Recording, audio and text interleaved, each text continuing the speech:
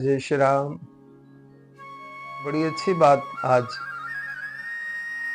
बागेश्वर धाम के पीठाधीश धीरेन्द्र कृष्ण शास्त्री जी ने बांग्लादेश के विषय पर अपने उद्बोधन देते हुए उन्होंने ये कहा कि हिंदू जातियों में बटा हुआ है और संपूर्ण हिंदू को अपनी जातियों के अहंकार को छोड़ करके हिंदू के रूप में एकत्र होना चाहिए। अपने नाम में सबको हिंदू लगाना चाहिए और हिंदू एकत्र हो, इसके लिए मैं पैदल यात्रा करूंगा, गांव गांव जाऊंगा, शहर शहर जाऊंगा, नगर नगर जाऊंगा। ये बहुत ही साहसिक कदम है, बहुत ही साहसिक बात है जो धीरेन्द्र कृष्ण शास्त्री जी ने कही है। तुम्हारी दुकानें लूटी गई, तुम्हारी बेटियां लूटी जा रही, कल तुम्हें अगर लूटा जाएगा तो तुम जाओगे कहां? इसलिए हम हर समाज को इकट्ठा करने के लिए, इस देश में सबसे बड़ा जहर और सबसे बड़ी दीमक और सबसे बड़ा कुष्ठ रोग लगा है, उसका नाम है जात पात। और इसकी आवाज को हम उठाने के लिए अब गांव गांव पैदल पैदल जाएंगे और पैदल चल करके हिंदुओं को एक करेंगे।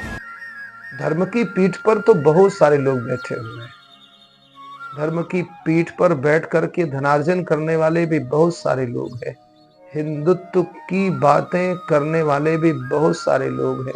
लेकिन मैं अक्सर देखता हूं कि लोग बोलते तो हैं लेकिन अभी तक किसी भी कुछ एकाध कथावाचकों को अगर छोड़ दें हिंदुत्व की बातें करने वालों में से, तो किसी ने ये कहने की हिम्मत नहीं उठाई कि मैं गांव गांव जाकर के हिंदुत्व के लिए कार्य करूंगा।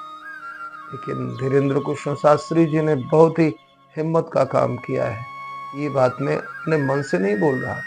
उन्होंने एक टीवी के इंटरव्यू में जब किसी ने पूछा है तो बांग्लादेश में हुई घटनाओं के संबंध में अपने विचार रखते हुए उन्होंने हिंदू को जातियों में बटे होने पर क्षोभ भी व्यक्त किया है, दुख भी व्यक्त किया है और ये आग्रह भी किया है कि समस्त हिंदुओं को जातियों के अहंकार से निकल करके और हिंदू के रूप में अपने आप को प्रतिष्ठापित करना चाहिए। ये कोई सामान्य बात नहीं है, कोई सहज बात नहीं है। आज धीरेन्द्र कृष्ण शास्त्री एक पहचान है, संपूर्ण विश्व में हिंदुत्व के लिए एक जाना पहचाना नाम है। आज सारी दुनिया में उनका जाना होता है, सारे दुनिया के हिंदू आज उनकी कही हुई बात को सुनते हैं। आज धन धान्य की कोई कमी नहीं, पूर्व की परिस्थिति जैसी भी रही, लेकिन आज भगवान की कृपा, हनुमान जी महाराज की कृपा उनके ऊपर की, आज समस्त धन धान्य से संपन्न वो है।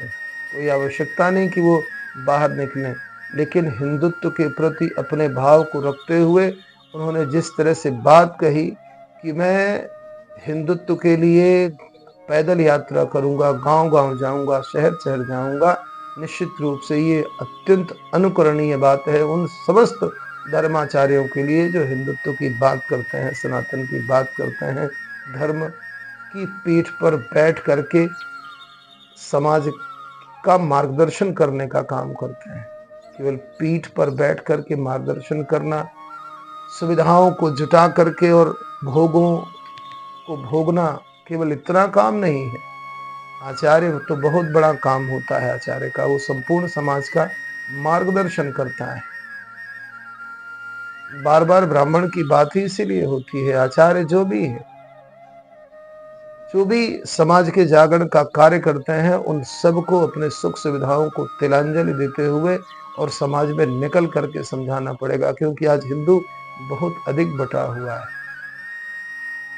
अपनी मान्यताओं को भी बचाने में लोग विफल हैं, और जो अपने मान्यताओं को नहीं बचा सकते, जो अपने धर्म की मर्यादाओं को नहीं बचा सकते, वो समाज के रूप में एकत्रित कैसे हो सकते हैं? जब समाज के रूप में एकत्रित नहीं होंगे तो अपने परिवार को बचाना भी उनके लिए दुष्कर हो जाएगा। इसलिए एक एक हिंदू को, एक एक हिंदू धर्म का मार्गदर्शन करने वाले, धर्म की पीठ पर बैठने वाले आचार्यों को श्री धीरेन्द्र कृष्ण शास्त्री जी की कही बात को सुनना चाहिए और जितना संभव हो सके, मैं ये नहीं कहता कि आप सब लोग एक ही तरह का कार्य करने लगेंगे, लेकिन जितना संभव हो सकता है सबको सड़कों पर, हिंदुओं के घरों पर जा करके और उनको प्रेरित करना चाहिए। अन्य अन्य माध्यम आपके पास हैं, बहुत सारे लोग जिनके लाखों लाखों फॉलोवर्स हैं वो उस माध्यम से कर सकते हैं, जिनके जो सड़कों पर निकल सकते हैं, गांव-गांव जा सकते हैं, उनको उस तरह से करना चाहिए। पर एक-एक धर्माचार्य को इस बात के लिए आगे आना ही चाहिए। हम लोग यात्राएं करते रहते हैं, लोगों से मिलते रहते हैं, सबको अपने-अपने भाव से हिंदुत्व के लिए, सनातन धर्म के लिए, राष्ट्र की रक्षा के लिए, गाय की रक्षा के लिए बाहर निकलना ही पड़ेगा और निकलना ही चाहिए। जय श्री राम।